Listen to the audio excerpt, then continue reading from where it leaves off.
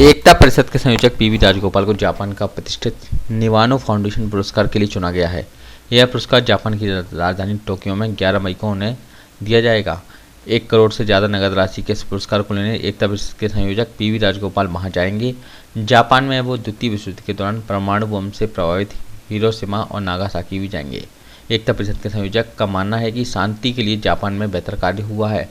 उन्होंने कहा कि पुरस्कार की राशि से वह शांति और गरीब वंचित वर्ग के हक की लड़ाई में खर्च करेंगे। उन्होंने कहा कि उनकी प्राथमिकता रूस और यूक्रेन के बीच शांति समन्वय स्थापित करना है, क्योंकि भारत ही वह देश है जहां शांति का पैगाम समय समय पर यहाँ के महापुरुषों ने दिया है।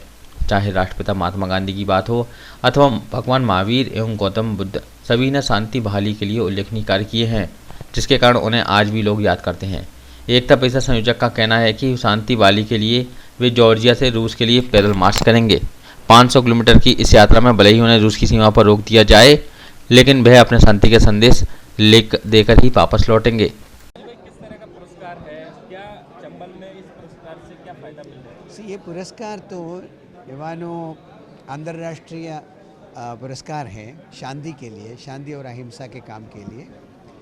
तो जो अवार्ड देने वाले लोग हैं वो चंबल घाटी के काम को नज़दीक से समझने का कोशिश किया है कि इतने हिंसा के एक बड़े इलाके में शांति कायम करना और शांति काम आने के बाद फिर दूसरे प्रकार के अशांति को दूर करने के लिए अन्याय, अत्याचार, भूमिहीनता, आदिवासी, तो ये एक लंबा काम रहा है। 1970 से 2022 तक का काम बहुत लंबा काम है, बहुत लंबे अवधि का काम है। तो मुझे लगता है कि अवार्ड के पीछे यही मंशा रही है कि शांति और अहिंसा के लिए काम करने वाले लोगों को प्रोत्साहित किया जाए।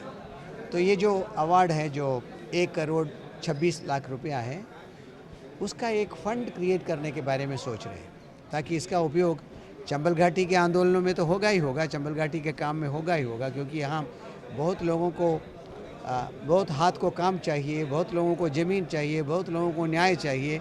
तो यहाँ के काम के पीछे तो इस अवार्ड का महत्व है ही, इस पैसे का भी महत्व है।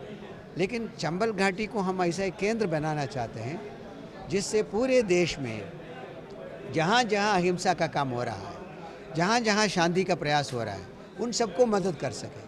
तो ये फंड का जो इंटरेस्ट होगा उससे हम शिविर करने के लिए, स्कॉलरशिप देने के लिए, कई प्रकार का सहयोग देने का इरादा है। तो ये शांति का जो काम है उसको फैलाने का काम है। लेकिन इसी फंड से कभी कभी हम दुनिया में जहाँ जहाँ कॉन्फ्लिक्ट है, वो कोलंबिया में हो, पेरू में हो या अफ्रीकन देश में हो, उसके लिए हम सहयोग करने की बात सोच रहे हैं। तो शांति प्रयास को दुनिया भर में मदद करने के लिए निवानो पुरस्कार का उपयोग किया जाएगा।